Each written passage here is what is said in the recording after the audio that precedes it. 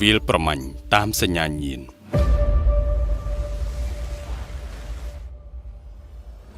នៅឲ្យស្ងៀមកុំដកដង្ហើម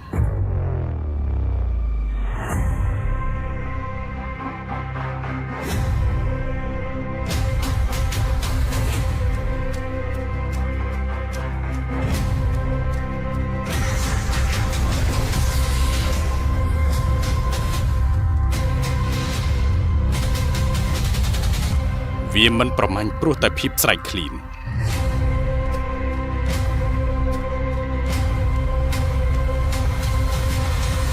តើយើងអាចចេញពីព្រៃនេះបានដែរទេ នេះមិនមែនជាវាលភក់ទេជាទីបញ្ចុះសំ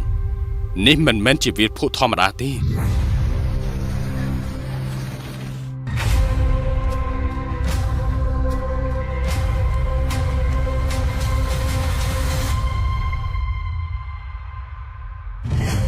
គ្មានសំឡេងគ្មានឱកាស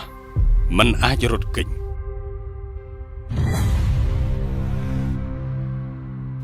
ពស់យក្សស៊ីមនុស្សនៅក្នុងព្រៃរឿងពស់យក្សស៊ីមនុស្សវគ្គទី5